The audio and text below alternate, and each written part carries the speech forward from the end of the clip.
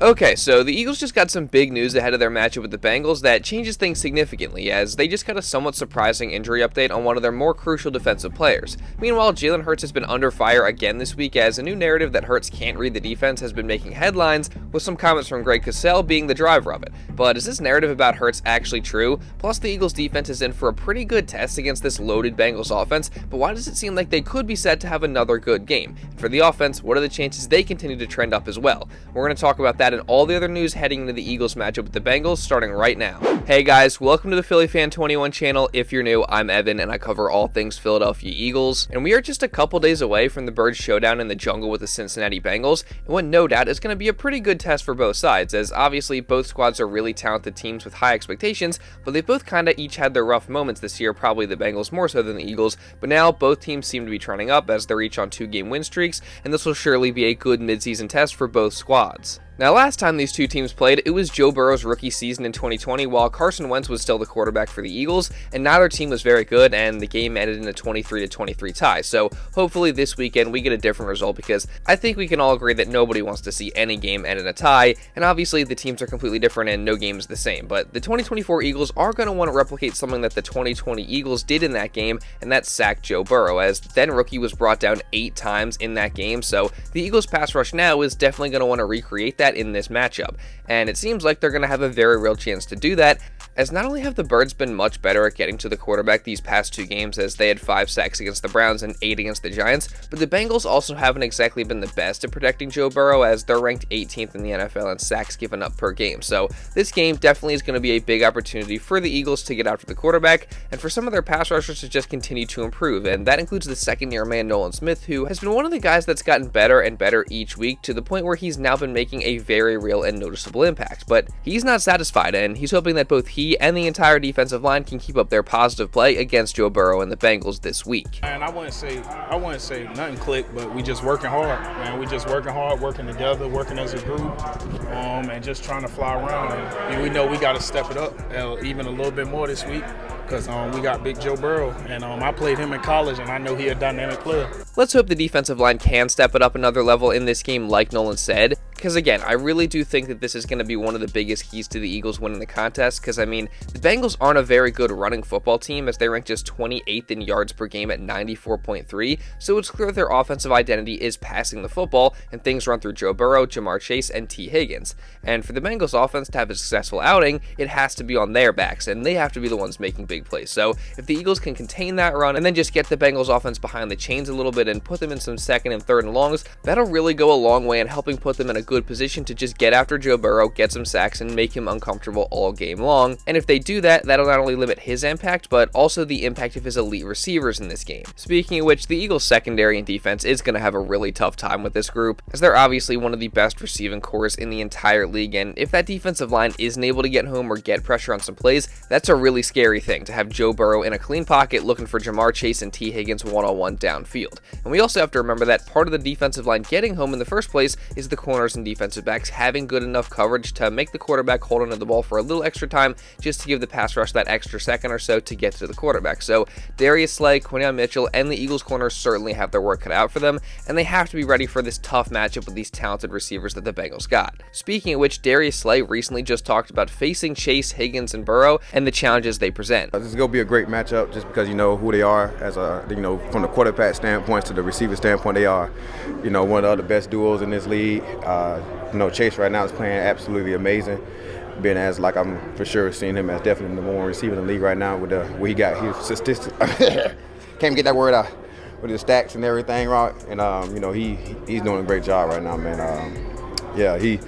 He's having a great year. How's this group rank? Which one? His receiver core? Yeah. Oh man, they top 2. And I feel like of course we got the best one here, but they for sure up there as well, you know what I'm saying? So nobody can never go wrong with either one of them two as being a 1A or 1B with the crew.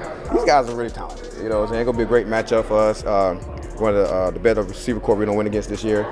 So with the quarterback combination, it's going to be a great matchup. So that is certainly some high praise from Slay there, and it's not like he's wrong. So again, the Eagles corner certainly do have their work cut out for them. Yet overall, even with all these super talented guys that the Bengals have on offense, I'm still pretty confident in the Eagles defense going into this game. Because like I said, the Bengals have not been great at running the football or protecting the passer, while the Birds' pass rush has really been heating up recently, plus the secondary and specifically the corners Darius Slay and Quinyon Mitchell have been very good and have been tighter in coverage the past couple weeks. So I expect the pass rush to be able to get home in this game and have another solid performance, and I think that'll translate to the defense just overall having a good game as well. And that's even more true after some big, somewhat game-changing news just came out ahead of the matchup involving one of the Eagles' crucial defensive players. And don't worry, we're going to get into that and so much more in just a minute, but real quick, I do want to say, if you are enjoying this video and you don't want to miss any other Eagles coverage or content just like this coming throughout the rest of this entire season, then make sure you subscribe, and also really importantly, turn on notifications so you're notified instantly when one of these videos is uploaded. Trust me, you're not going to want to miss any of the Eagles coverage or content I got coming on this channel. I cover the Birds pretty much daily here, so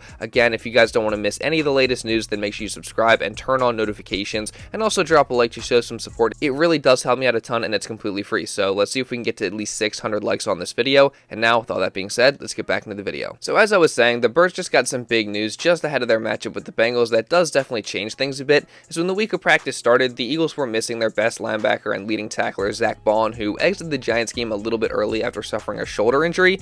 So after seeing him miss the first practices of the week, it definitely seemed like things could have possibly been trending in the direction of Baun missing this game. And actually yesterday I did post a video saying that the rookie Jeremiah Trotter Jr. may have been in line to get his first start, but now on Friday things look completely different, as not only was Zack Baun back at practice on Thursday, but he was a full participant. So just like that, it certainly seems like Baun will play in this game on Sunday, and that's huge because, as I said in my last video, Baun has been an important part of the Eagles defense so far this season. I mean, obviously he's their leading tackler, but he's also just been good as a blitzer. He's been really good against the run and also against screens as well. So not having him would undeniably really hurt the defense. So it's definitely fantastic news that as of the recording of this video, before the final injury report has come out, it seems like Zack Baun is going to be good to go for this game. And getting to the rest of the injury news ahead of this matchup, a couple other important players have been missing from practice this week in right guard Mekhi Becton and tight end Dallas Goedert. And again, as of now, before the final injury report has come out, it seems like both are in line to miss the game. So that's definitely not great, but I honestly think it was kind of expected. And it just means that the other guys are going to have to step up in their absence. And we've seen those guys do that earlier and very recently in this season. So hopefully they do step up and the absence left by those two guys isn't felt too bad. And just in regards to the overall offense in this game, I'm honestly pretty confident that they're going to have a good performance as well. I mean, this Bengals defense does have some talented players, but overall they just haven't really been great at anything, as they're kind of ranked around the early 20s in pretty much every major statistical category, whether it's yards allowed or points allowed or sacks or run defense or pass defense. I mean, they're sitting in the 20s in all of those, so they haven't been particularly good at anything so far this season. Meanwhile, we've seen the Eagles offense continue to trend upward these past couple of weeks. I mean, the return of A.J. Brown has obviously helped out big time, and they've had multiple big plays through the air in crucial situations, and also obviously they have been great running the football pretty much all season, with last week being the biggest example of that, as Saquon Barkley just absolutely went off on his former team, which was so awesome to see. And side note, the Eagles actually just released the video of Saquon mic'd up for that Giants matchup, and it was just so cool to hear the trash talking coming from him directed at his former team.